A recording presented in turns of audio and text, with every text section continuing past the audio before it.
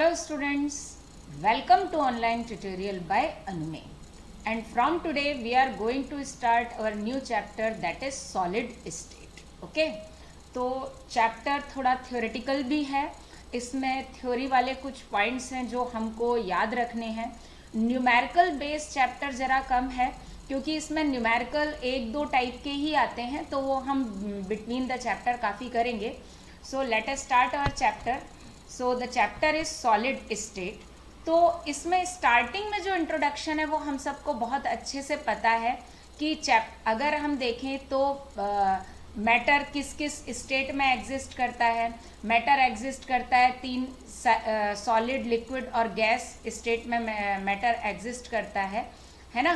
तो ये मैटर के एग्जिस्टेंस का है और इनके बीच में कौन कौन सा फोर्स ऑफ अट्रैक्शन है तो ये हम देख लेते हैं.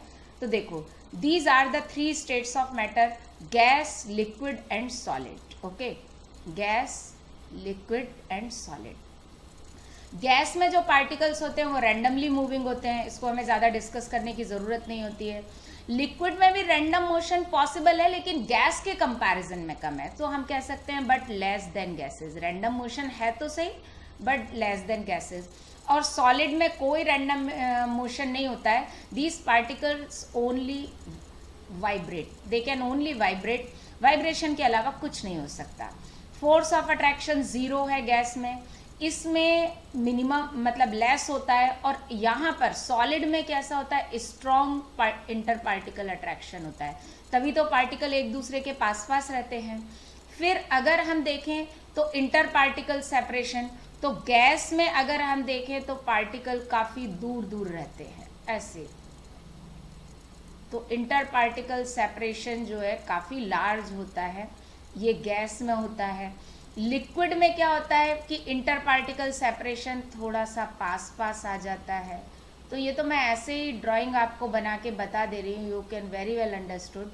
और सॉलिड में क्या होता है, ये पार्टिकल एक दूसरे के बिल्कुल क्लोजेस्ट डिस्टेंस पे रहते हैं, जितना मैक्सिमम ये एक दूसरे के पास रह सकते हैं. तो ये स्टेट किसकी है, सॉलिड की है. ओके, तो ये गैस, लिक्विड और सॉलिड में इंटर पार्टिकल डिस्टेंस है. गैस की कोई फिक्स वॉल्यूम नहीं होता, कोई डेफिनेट शेप नहीं होती. लिक्विड का फिक्स शेप नहीं होता लेकिन वॉल्यूम फिक्स होता है. और सॉलिड का तो face and volume both are fix. तो and response to external changes, मतलब कोई हम एक्सटर्नल प्रेशर लगाएं तो गैसेस कंपैरेटिवली बहुत इजीली कंप्रेस भी हो जाती है, एक्सपेंस भी हो जाती हैं. और जो हीट कैपेसिटी जो होती है, इंपॉर्टेंट पार्ट, कि गैस की हीट कैपेसिटी डिपेंड करती है प्रोसेस पर, कि हम किस प्रोसेस के थ्रू कोई एक्सटर्नल फैक्टर उन पर अप्लाई कर रहे हैं. आपको याद होगा एडियाबैटिक प्रोसेस होता है, आइसोथर्मल प्रोसेस होता है, आइसोबैरिक होता है, आइसोकोरिक होता है. तो हीट कैपेसिटी प्रोसेस पर डिपेंड करती है. और थोड़ा थर्मोडायनेमिक्स याद करिए. लिक्विड में अगर हम देखें तो small extent of compression expansion होता है, मींस एक्सपेंशन या कंप्रेशन बहुत ज़्यादा नहीं होता.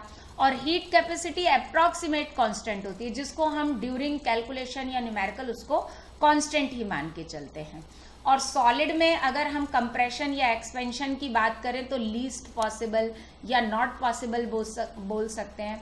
और हीट कैपेसिटी भी कैसी होती है, बिल्कुल कांस्टेंट होती है. ओके, तो ये वाला पॉइंट जो है ये हमको थर्मोडायनेमिकली याद रखना है कि सॉलिड, लिक्विड और गैस में कैसा डिफरेंस रहता है. ओके, अब उसके बाद कोई भी सिस्टम क्या होता है, वो सॉलिड, लिक्विड या गैस में कैसे एग्जिस्ट करता है, वो डिपेंड करता है कि जो पार्टिकल्स हैं उनके बीच में इंट्रैक्शन कैसा है. ठीक है, मींस उनके बीच में अट्रैक्शन है तो अट्रैक्शन है तो वो क्लोज आएंगे, अगर रिपल्शन है तो वो दूर दूर जाएंगे.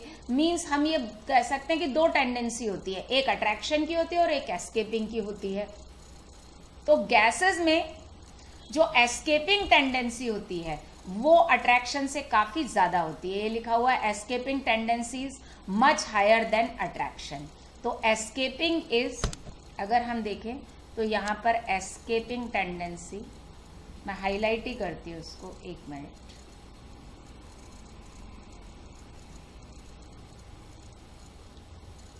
तो एस्केपिंग टेंडेंसी क्या होती है, वो एस्केपिंग टेंडेंसी अगर हम देखें तो वो higher than, much higher than attraction, means attraction से काफ़ी ज़्यादा होती है। लिक्विड में क्या होता है, एस्केपिंग टेंडेंसी हायर होती है, ठीक है, देन अट्रैक्शन, लेकिन अप टू अ लिमिट, ऐसा नहीं है कि मच हायर देन। तो सॉलिड और लिक्विड दोनों में एस्केपिंग टेंडेंसी कैसी होती है, ज़्यादा होती है। और अगर हम बात करें किसकी, अगर हम सॉलिड की बात करें तो सॉलिड के केस में अट्रैक्शन क्या हो जाता है, वो एस्केपिंग से मच हायर हो जाता है। तो इम्पॉर्टेंट हमको जो याद रखना है वो ये याद रखना है कि लिक्विड में एस्केपिंग टेंडेंसी हायर होती है, राइट, ये आपको याद रखना है कि escaping tendency is higher in liquid, right. मैं इसको हाईलाइट कर देती हूँ, escaping tendency is higher than attraction but up to a limiting extent, okay. तो ये एस्केपिंग और अट्रैक्शन की टेंडेंसी है सॉलिड, लिक्विड एंड गैस में, ओके। अब स्टार्टिंग के दो का चैप्टर तो काफ़ी इजी है और हमें काफ़ी इजीली, मतलब हमने उसे क्लास 9th में भी पढ़ा है तो हम काफ़ी इजीली उसे समझ सकते हैं।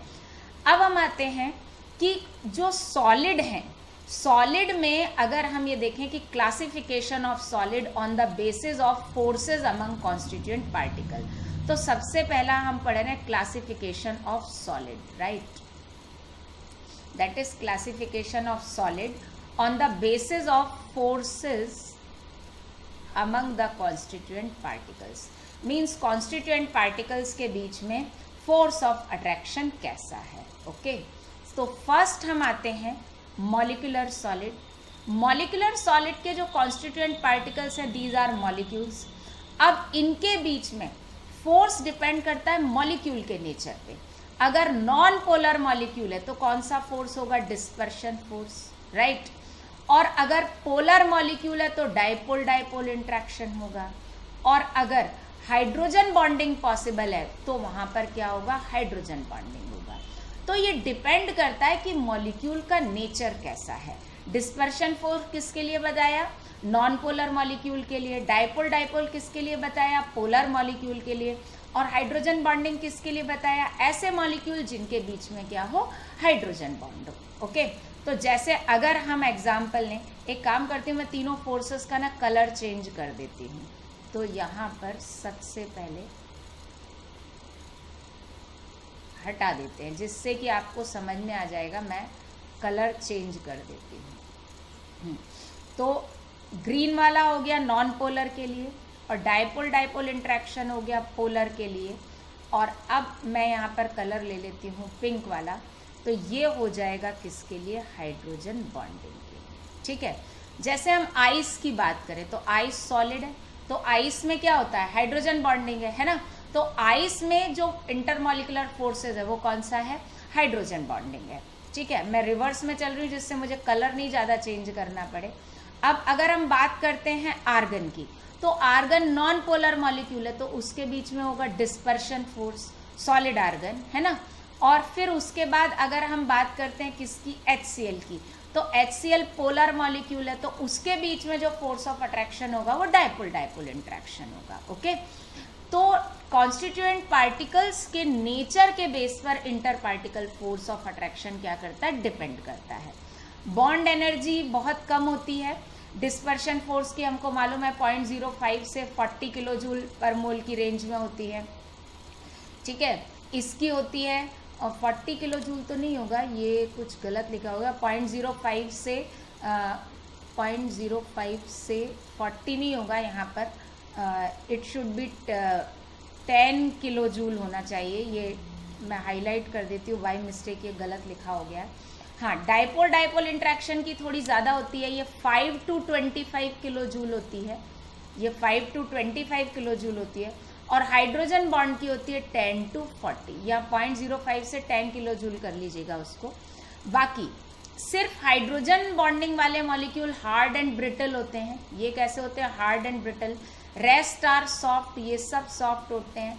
एंड ऑल आर इंसुलेटर, ये सब कैसे होते हैं, इंसुलेटर होते हैं। मीन्स इनमें से कोई भी मॉलिक्यूल जो है वो इलेक्ट्रिसिटी कंडक्ट नहीं करता। सेकेंड कैटेगरी आती है मेटेलिक सॉलिड। मेटेलिक सॉलिड के कॉन्स्टिट्यूएंट पार्टिकल्स होते हैं एटम्स या कैर्नल्स। अगर आपको याद हो मेटेलिक बॉन्ड जो हमने क्लास 11th में पढ़ा था पीरियोडिक टेबल में, है ना, तो मेटेलिक बॉन्ड के जो कैर्नल्स होते हैं और उनके जो मोबाइल इलेक्ट्रॉन्स जो रहते हैं उनके बीच का जो अट्रैक्शन होता है वो ही बाइंडिंग फोर्स होता है। तो कॉन्स्टिट्यूएंट पार्टिकल्स हो गए कैर्नल्स एंड मोबाइल इलेक्ट्रॉन्स, और यहाँ पर क्या होता है, बाइंडिंग फोर्स क्या होता है, force of attraction between kernels and the mobile electrons.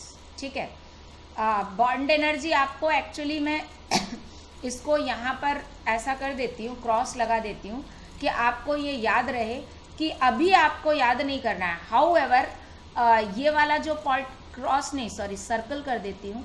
कभी कभी क्या होता है कि ये आपको डायरेक्ट क्वेश्चन आ जाता है, तो 12th बोर्ड के हिसाब से तो आपको याद नहीं करना है इसको, लेकिन अगर हम जेई पर्पस से देखें तो कभी कभी सीधा क्वेश्चन आ जाता है कि हाइड्रोजन बॉन्ड की बॉन्ड डिसोसिएशन एनर्जी किस रेंज में है, क्योंकि ये 11th क्लास के एनसीईआरटी में गिवन है इसलिए। तो अभी आपको ये याद नहीं करना है, मतलब 12th क्लास के लिए, लेकिन जेई के लिए आपको इसे याद करना पड़ेगा। तो मेटेलिक बॉन्ड की जो बॉन्ड स्ट्रेंथ है वो 70 to 1000 किलो जूल पर मोल है, और जितने मेटल्स हैं all metals are examples of this category. सारे मेटल्स इस कैटेगरी के एग्जाम्पल हैं। ये सब कैसे होते हैं, हार्ड होते हैं, and all these solids are good conductor of heat and electricity.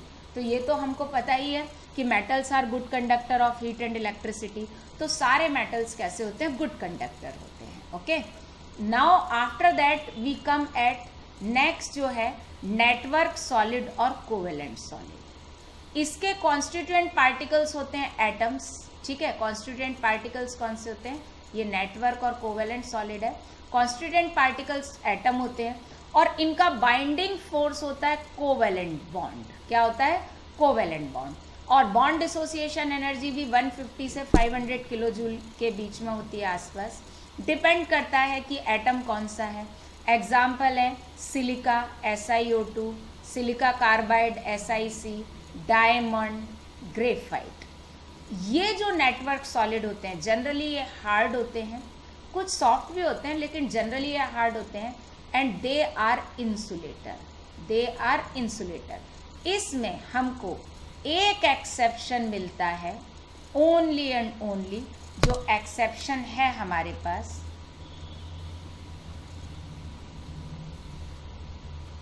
वो सिर्फ और सिर्फ ग्रेफाइट का है। ग्रेफाइट है कंडक्टर। ठीक है, तो सिर्फ ग्रेफाइट कंडक्टर होता है, बाकी सारे कोवेलेंट सॉलिड्स कैसे होते हैं, इंसुलेटर होते हैं। ओके, अब हम आते हैं नेक्स्ट। तो नेक्स्ट है आयनिक सॉलिड, जिसके कॉन्स्टिट्यूएंट पार्टिकल्स आयंस होते हैं, और इनका जो बाइंडिंग फोर्स होता है वो अपोजिट चार्जेस के बीच में कूलम्बिक फोर्स ऑफ अट्रैक्शन होता है। क्या होता है, कूलम्बिक फोर्स ऑफ अट्रैक्शन। तो there is coulombic force of attraction होता है, और इनकी रेंज कैसी होती है, इनफाइनाइट।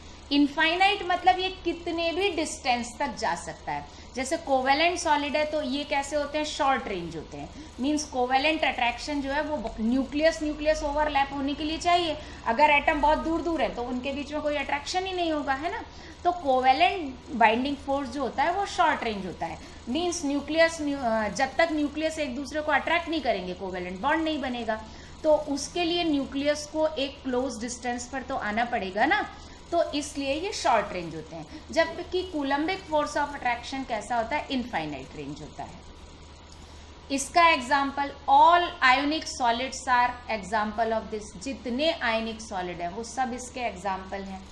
और ये कैसे होते हैं, हार्ड होते हैं बट ब्रिटल होते हैं, मेल्टिंग पॉइंट बहुत हाई होता है, और and these are insulator in solid state, है ना। सॉलिड स्टेट में इंसुलेटर है बट मॉल्टन स्टेट में कैसे हैं, कंडक्टर हैं। तो ये वाला पॉइंट मैं लिख देती हूँ, but they are conductor molten state में। हाउएवर मॉल्टन स्टेट में सॉलिड भी नहीं रहेंगे, लिक्विड कन्वर्ट हो जाएंगे, बट ये लाइन हमको याद होनी चाहिए, कंडक्टर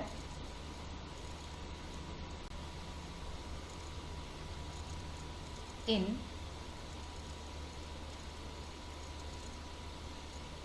मॉल्टन स्टेट। मॉल्टन स्टेट में कैसे होते हैं? कंडक्टर होते हैं। Okay, so it is the classification. अब हम आते हैं types of solid on the basis of arrangement of particle.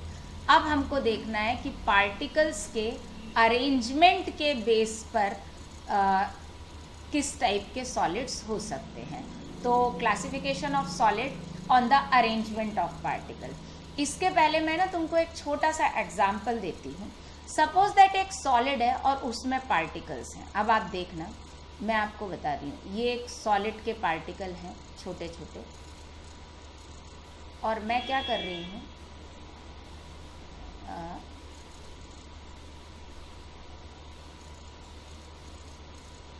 ये जो सॉलिड के जो छोटे छोटे पार्टिकल हैं, इनको अपन क्या करते हैं, पेस्ट क्यों नहीं हो, कोई बात नहीं, चलो। ये जो पार्टिकल मैं बना रही हूँ अभी छोटे छोटे, इनको ना रैंडमली कहीं भी ऐसे डाल दे रहे हैं।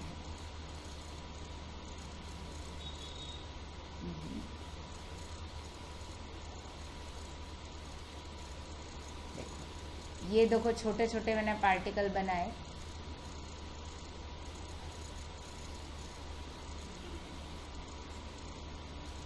और इसको ना हम रैंडम कहीं भी डाल दे रहे हैं।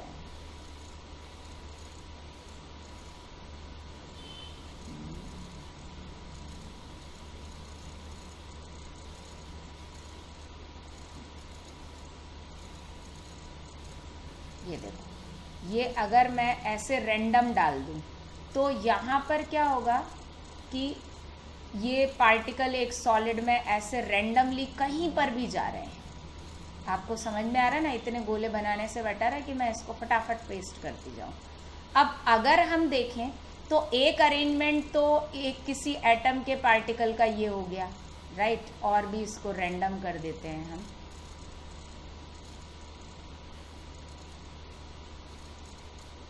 एक तो ये हो गया। अब मैं आपको क्या बताती हूँ, दूसरा मैं ब्लू कलर से बनाती हूँ। दूसरा अरेंजमेंट अगर हम ऐसे लें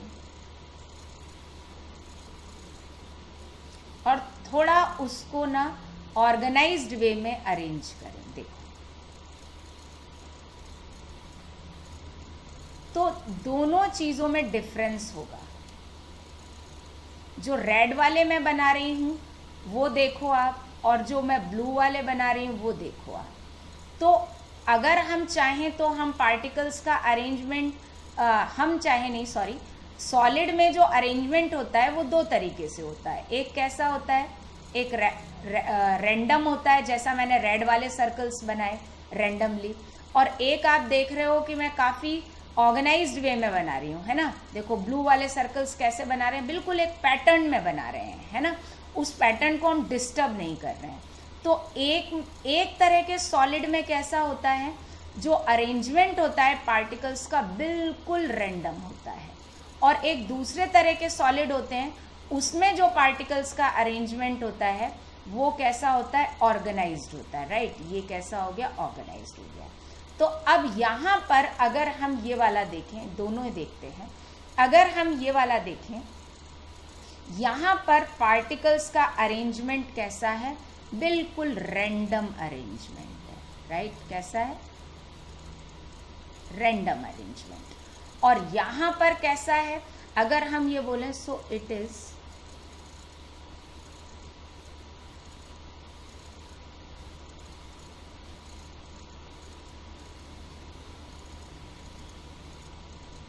ordered arrangement, right.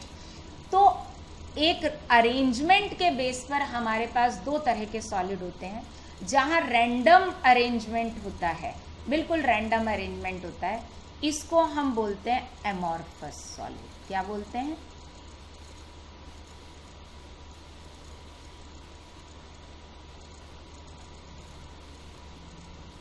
Amorphous solid. और जहां ऑर्डर्ड अरेंजमेंट होता है इसको हम बोलते हैं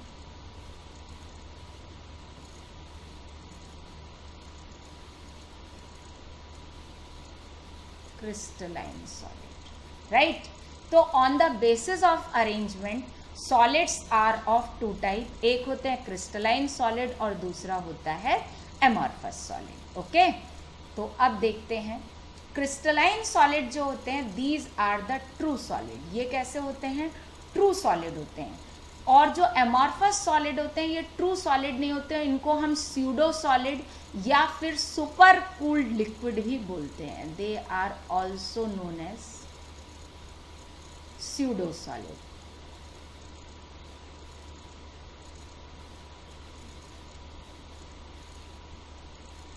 इनको हम स्यूडो सॉलिड भी बोलते हैं।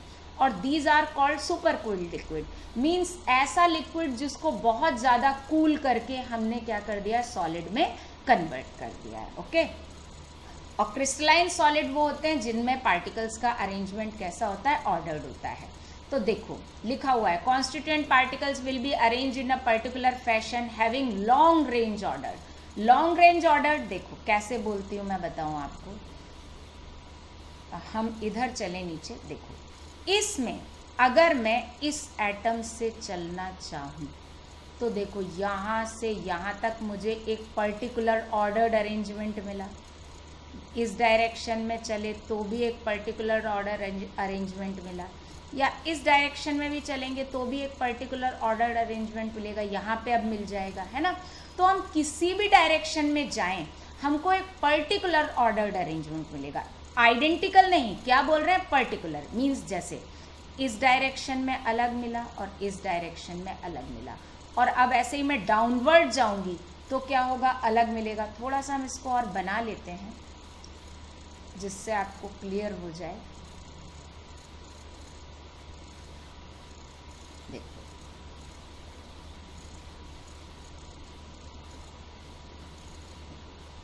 जिससे कि एक चीज़ और भी क्लियर हो जाएगी, एनाइसोट्रॉपी और आइसोट्रॉपी वाला पॉइंट यहाँ पे क्लियर हो जाएगा, है ना।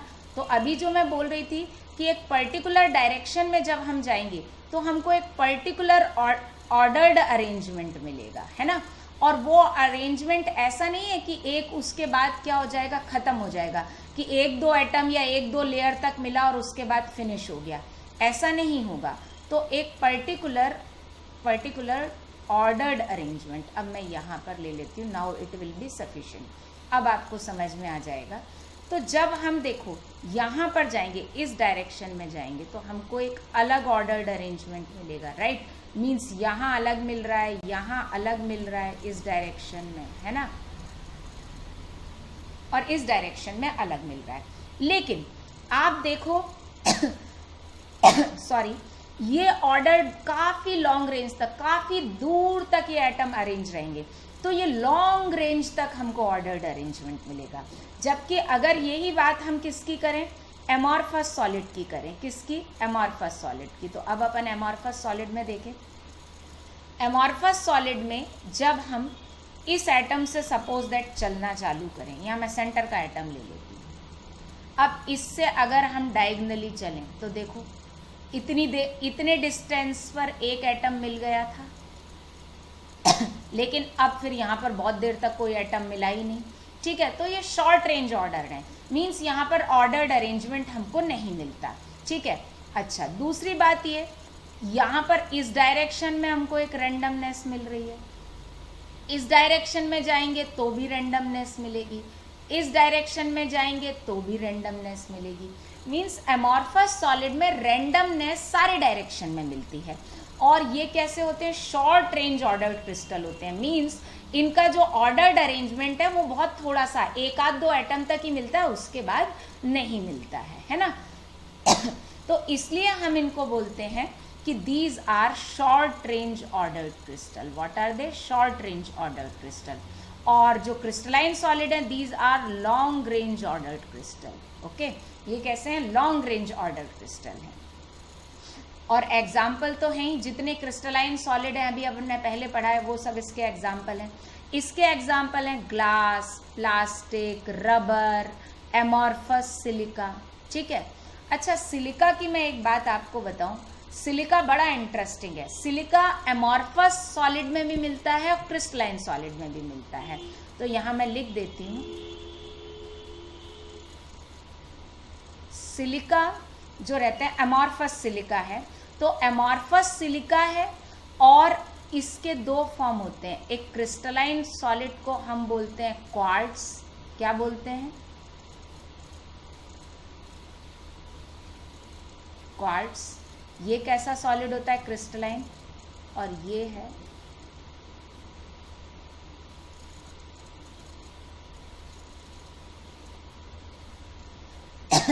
अमॉर्फस सिलिका, ये है अमॉर्फस सॉलिड। और जो क्वार्ट्ज है, क्वार्ट्ज कैसा है, क्रिस्टलाइन सॉलिड है, इट इज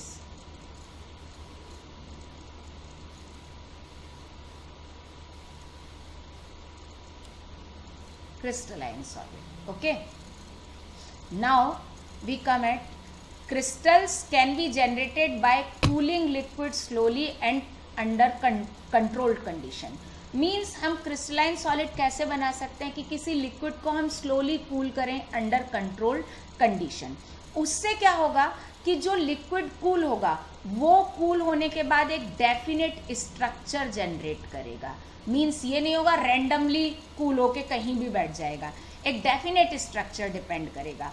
तो उससे क्या होता है, हमको जो सॉलिड मिलेगा वो कैसा मिलेगा, क्रिस्टलाइन सॉलिड मिलेगा। ओके, अब क्या होता है, जैसे एक एग्जांपल मैं आपको देती हूँ कि हमारे पास सपोज दैट दो लिक्विड हैं, और मैं इसका एक एग्जांपल, वैसे तो आप पढ़ चुके होंगे केमिकल बॉन्डिंग में पॉलीमॉर्फिज्म। तो क्या होता है, अभी हम दोबारा से इसके एग्जाम्पल पर आ जाते हैं और वो एग्जाम्पल आपको रिकॉल भी हो जाएगा कि जैसे अभी हम क्या करते हैं कि हमारे पास सपोज दैट ZnS है मॉल्टन स्टेट में, ठीक है, ZnS कंपाउंड है। अब इसको हम अलग अलग कंडीशन में क्या करते हैं, कूल करते हैं, ठीक है, मीन्स टेम्परेचर और प्रेशर की कंडीशन अलग अलग है। तो एक बार ये बनाता है जो है क्यूबिक स्ट्रक्चर, मतलब अगर हम ये बोलें तो ये face centred cubic close packing में जाता है, CCP में जाता है, और एक बार ये जाता है हेक्सागोनल क्लोज पैकिंग HCP में जाता है। अब आपको समझ में नहीं आ रहा होगा कि HCP क्या है, CCP क्या है, कोई दिक्कत नहीं है, हम यहाँ पर एक लाइन हाईलाइट करते हैं, cubic close packing. Cubic means ये जो क्रिस्टल बनेगा ये क्यूबिक क्रिस्टल होगा, क्यूब के जैसा इसका शेप होगा, और ये हेक्सागोनल क्लोज पैकिंग। तो एक बार जो क्रिस्टल बनेगा, अगर कंडीशन अलग अलग हुई, दोनों की कंडीशन डिफरेंट है ना, तो कंडीशन सेम नहीं है, कंडीशन दोनों की डिफरेंट है तो यहाँ पर क्या हो सकता है, हेक्सागोनल क्लोज पैकिंग बनेगा और यहाँ पे क्यूबिक क्लोज पैकिंग, लेकिन कंपाउंड एक ही है, मॉलिक्यूल एक ही है, वो क्या है, ZnS।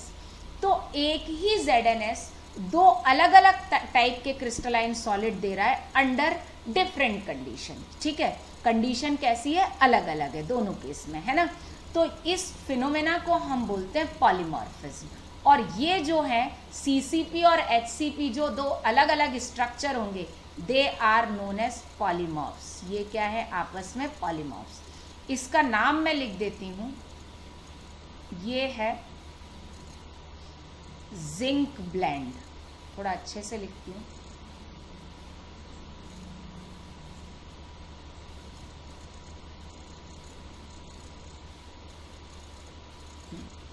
ये है CCP में जो जाता है, ये है जिंक ब्लेंड, राइट, और HCP में जो जाता है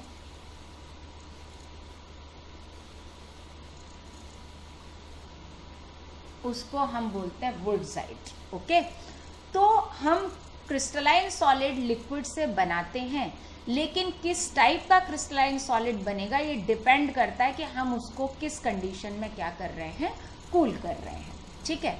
अब अपन बात करते हैं इसकी अमॉर्फस सॉलिड की। जब हम किसी लिक्विड को क्या करें, सडनली कूल कर दें, सडनली कूल कर दें, तो क्या बनेगा, इससे अमॉर्फस सॉलिड बनेगा। कैसा बनेगा, अमॉर्फस सॉलिड बनेगा। तो अगर हम स्लोली कूल करेंगे तो क्या होगा, मॉलिक्यूल्स अपने एक ऑर्गेनाइज्ड वे में क्या हो जाएंगे, अरेंज होते जाएंगे और क्या होगा, क्रिस्टलाइन सॉलिड बनेगा। और सडनली कूल करेंगे तो एमॉर्फस बनेगा। इसका एक मैं बहुत अच्छा एग्जांपल देती हूँ कि जैसे आपको बैग अरेंज करना है, अपना क्लॉथ का बैग अरेंज करना है कहीं बाहर जाने के लिए, तो अगर आप स्लोली अरेंज करेंगे तो आपके सारे आउटफिट्स और आप सारे क्लोथ्स बड़े रेगुलर और ऑर्डर्ड वे में अपने बैग को अरेंज कर पाएंगे।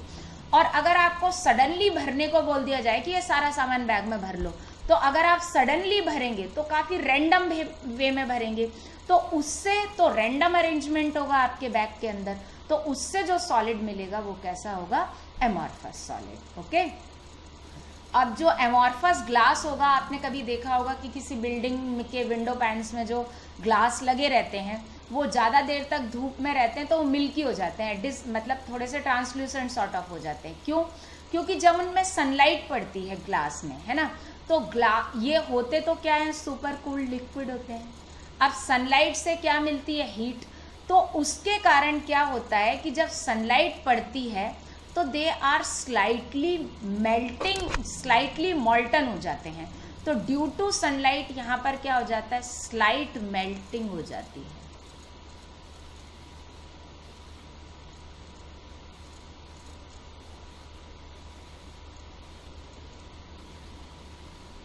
स्लाइट मेल्टिंग हो गई, और स्लाइट मेल्टिंग हुई और फिर वो क्या होता है कि धीमे धीमे, क्योंकि धूप जब चली जाती है हम सडन कूल तो कर ही नहीं रहे, तो वो धीमे धीमे ग्लास ठंडा होता है और धीमे धीमे क्या हो जाता है, उसके पार्टिकल अरेंज हो जाते हैं।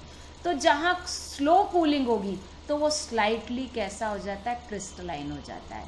तो जब विंडो पेन्स में काफ़ी दिनों तक ग्लास लगा रहता है तो उस ग्लास में कुछ पार्ट स्लाइटली क्रिस्टलाइन होता है और कुछ बाकी पार्ट कैसा होता है, अमॉर्फस होता है, और इसके कारण उसका अपीयरेंस कैसा हो जाता है, मिल्की हो जाता है, ठीक है, ट्रांसल्यूसेंट हो जाता है। क्लियर?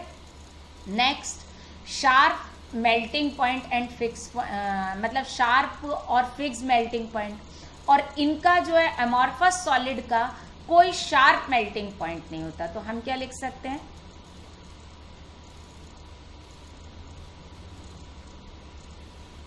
do not have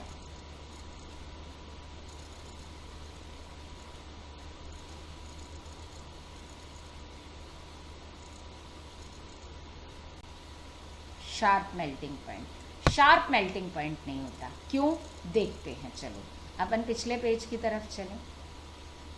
ये अगर हम बात करें, अब मैं ये यहाँ से ये हटा देती हूँ सब,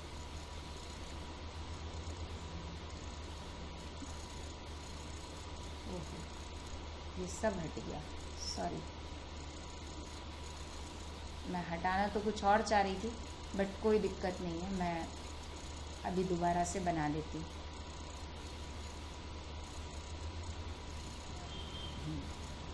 शार्प मेल्टिंग पॉइंट का मतलब क्या है, किसी एक पर्टिकुलर टेम्परेचर पर, अब मैं ज़्यादा नहीं बनाऊंगी सर्कल वो, क्योंकि आपको उससे समझ में आ जाएगा, एक पर्टिकुलर टेम्परेचर पे पूरा का पूरा सॉलिड क्या हो जाए, लिक्विड में कन्वर्ट हो जाए।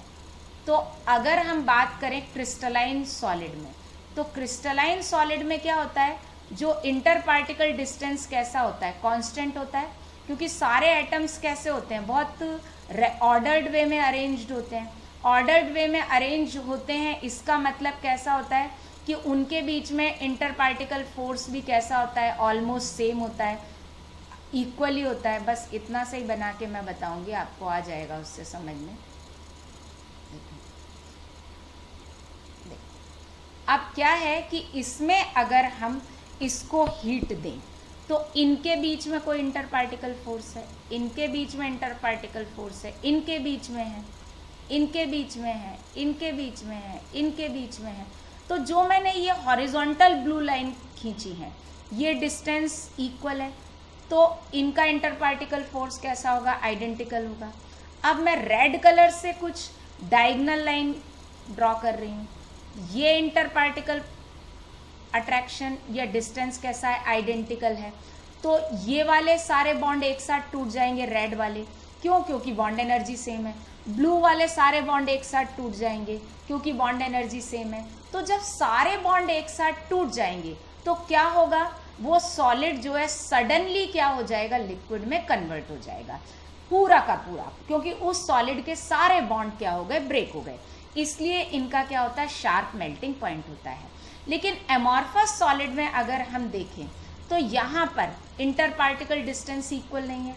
देखो इसके और इसके बीच में इंटर पार्टिकल डिस्टेंस अलग है, इसके और इसके बीच में अलग है, इसके और इसके बीच में अलग है। अब ये वाला सबसे स्ट्रांग है तो देर से टूटेगा, ये सबसे वीक है तो सबसे पहले ये वाला टूटेगा, फिर ये टूटेगा और ये टूटेगा। तो इसमें एक टेम्परेचर पर सारे बॉन्ड्स जो हैं वो ब्रेक नहीं होते। तो पहले वीक बॉन्ड ब्रेक होते हैं, फिर स्ट्रांग और लास्ट में स्ट्रांगेस्ट। तो जब सारे वीक बॉन्ड अगर ब्रेक होंगे तो वो सॉलिड थोड़ा सा सॉफ्ट हो जाएगा, मतलब मेल्ट तो नहीं होगा लेकिन सॉफ्ट हो जाएगा। फिर और हीट देंगे तो और बॉन्ड टूट जाएंगे तो थोड़ा और सॉफ्ट हो जाएगा। फिर और हीट देंगे तो बचे हुए सारे बॉन्ड टूट जाएंगे तो वो फाइनली किस में कन्वर्ट हो जाएगा, लिक्विड में कन्वर्ट हो जाएगा।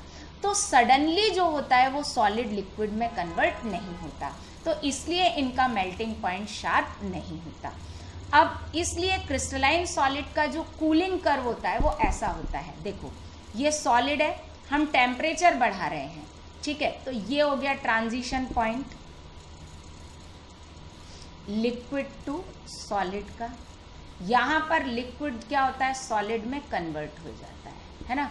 उसके बाद ये स्टेट कैसी रहेगी, लिक्विड ही रहेगी। ये ट्रांजिशन स्टेट है, इस पॉइंट से इस पॉइंट तक बॉन्ड अभी टूट ही रहे हैं, और यहाँ पर क्या मिल जाएगा, सिर्फ लिक्विड मिल जाएगा। ओके, तो ये जो है जहाँ पर स्लोप क्या हो गया, जीरो हो गया, ये टेम्परेचर कहलाता है मेल्टिंग पॉइंट। और जब स्लोप जीरो है तो देखो टेम्परेचर भी क्या हो गया, कांस्टेंट हो गया ना। स्लोप जीरो है तो वाई एक्सिस पर हमने टेम्परेचर लिया है तो टेम्परेचर कैसा हो जाएगा, कांस्टेंट हो जाएगा।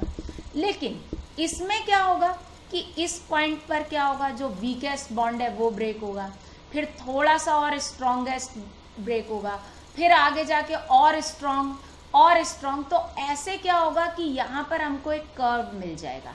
अब यहाँ पर किसी भी पॉइंट पर स्लोप जीरो नहीं है, स्लोप जीरो नहीं है तो हमको मेल्टिंग पॉइंट भी फिक्स नहीं मिलेगा। तो ये कूलिंग कर्व बहुत इम्पॉर्टेंट है, एमॉर्फस सॉलिड का कैसा होता है और क्रिस्टलाइन सॉलिड का कैसा होता है।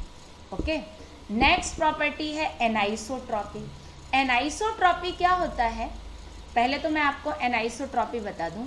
एनाइसोट्रॉपी हम ये बोलते हैं कि जैसे अगर हम इसमें देखें तो अगर हम इस एरो के पैरेलल जा रहे हैं तो हमको पार्टिकल का अरेंजमेंट अलग मिल रहा है, इस एरो के पैरेलल जा रहे हैं तो अलग मिल रहा है, ठीक है। या मैं आपको एक बात बताती हूँ, यहाँ पर एक दोबारा से मैं एक फिगर आपको ड्रॉ करके बताती हूँ, उससे बहुत अच्छे से समझ में आएगा आपको। देखो, दैट इज़ वेरी एसेंशियल कि यहाँ पर मैं एक क्रिस्टलाइन सॉलिड बना रही हूँ।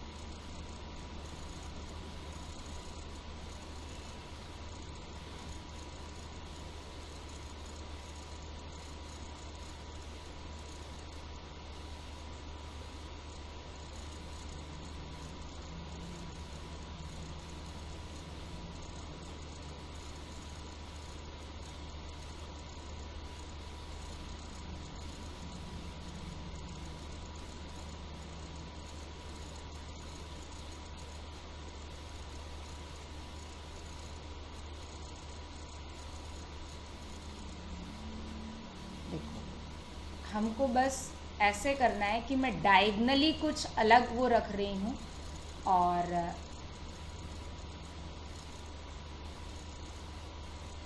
ज़्यादा नहीं बनाऊंगी, आप उतने से ही समझ जाएंगे।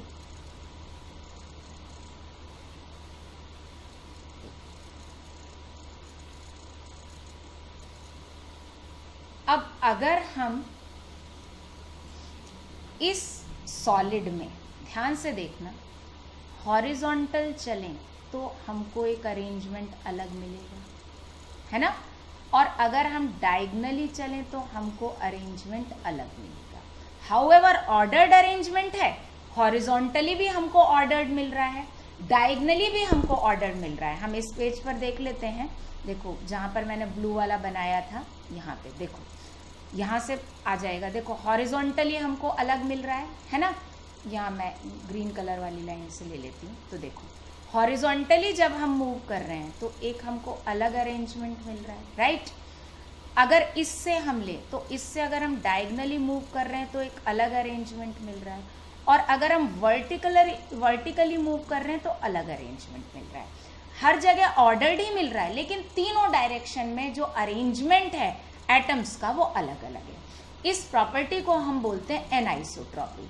तो एनाइसोट्रॉपी का मतलब होता है ऑर्डर्ड अरेंजमेंट, ऑर्डर्ड और regular arrangement of particles is different in different direction. आप चाहो तो लिख लो, मैं इसको बोल रही हूं। तो anisotropy means different ordered arrangement in different direction, right. और आइसोट्रॉपी का मतलब होता है identical arrangement in all direction. सारे डायरेक्शन में क्या हो, आइडेंटिकल अरेंजमेंट हो, ठीक है। अब मैं पेज ऊपर ही लेके वहां पर फिगर बना हुआ है बताती हूँ। देखो एमॉर्फस सॉलिड में तो हम डायगनली मूव करें, हम हॉरिजॉन्टली मूव करें, हम वर्टिकल मूव करें, सब जगह रैंडमनेस ही मिल रही है। यहाँ पे इस डायरेक्शन में भी रैंडम अरेंजमेंट है, इस डायरेक्शन में भी रैंडम है और इस डायरेक्शन में भी रैंडम है। तो रैंडमनेस है, सब जगह मिल रही है ना।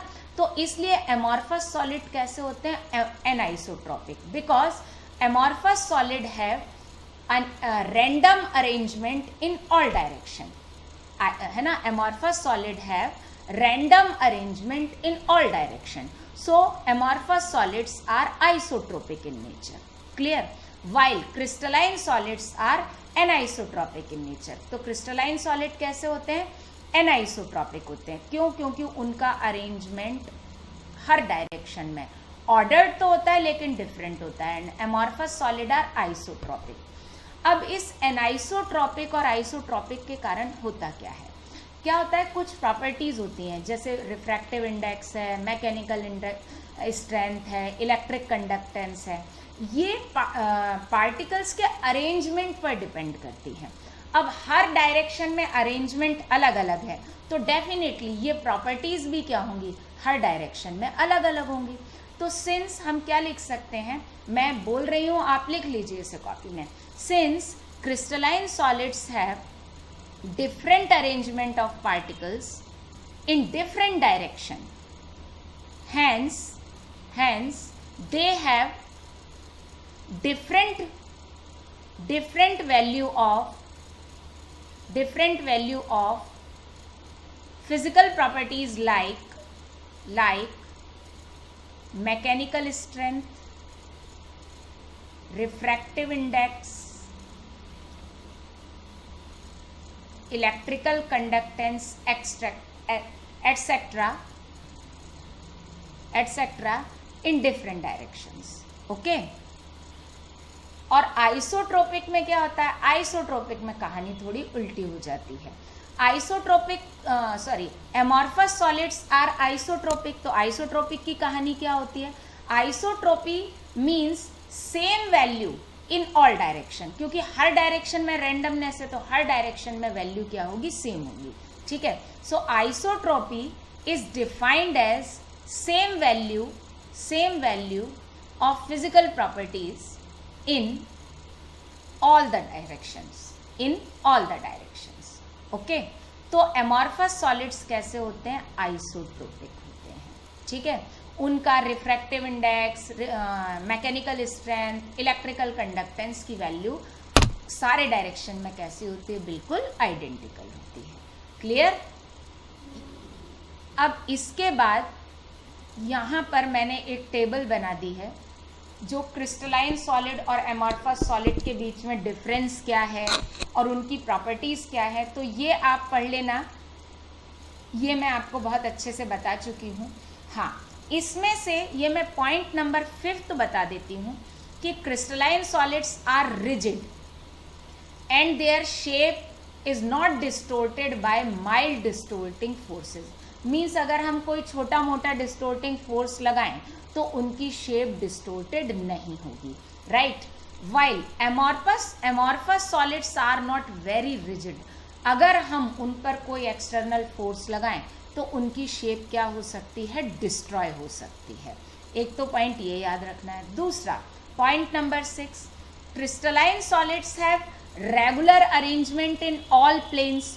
तो जब when they are cut through a knife, है ना, तो यहाँ लिख देती हूँ क्रिस्टलाइन सॉलिड के बारे में कि crystalline solids when cut through the knife then they give a क्या बोलना चाहिए, स्मूथ प्लेन या ऑर्गेनाइज्ड प्लेन देते हैं। जैसे अगर अपन नाइफ से कट करें तो जो प्लेन मिलेगा उस प्लेन पर हमको क्या होगा, एक रेगुलर अरेंजमेंट ऑफ एटम मिलेगा। जबकि एमॉर्फस सॉलिड को अगर हम नाइफ से कट करेंगे तो हमको स्मूथ प्लेन नहीं मिलेगा, जो सरफेस होगा वो स्मूथ नहीं होगा। तो ये लाइन में लिख देती हूँ इसके बारे में लिख रहे हैं अपन, क्रिस्टलाइन सॉलिड है। Crystalline solids when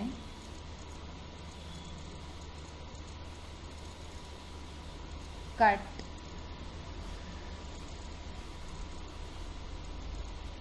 through knife, smooth plane is obtained। ठीक है,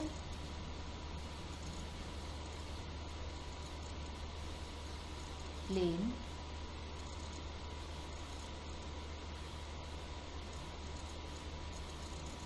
इज ऑब्टेन, हमको एक स्मूथ प्लेन मिलेगा, है ना। और जब हम एमॉर्फस सॉलिड को कट करेंगे, amorphous solids do not have, लिखा हुआ है, they do not have well defined plane, उनका प्लेन जो है वेल डिफाइंड नहीं होता। So when they are broken their surface is not flat, उनका सरफेस स्मूथ या फ्लैट नहीं होता। ओके, और उनके अंदर कोई भी सिमेट्री नहीं होती। और ये कुछ एग्जाम्पल हैं crystalline solid as well as किसके, एमॉर्फस सॉलिड के। ओके, तो ये तो इंट्रोडक्शन था crystalline solid versus amorphous solid का। ओके, अब नेक्स्ट लेक्चर में हम पढ़ेंगे सिमेट्री इन क्रिस्टलाइन सॉलिड और सिमेट्री इन क्रिस्टल। ओके।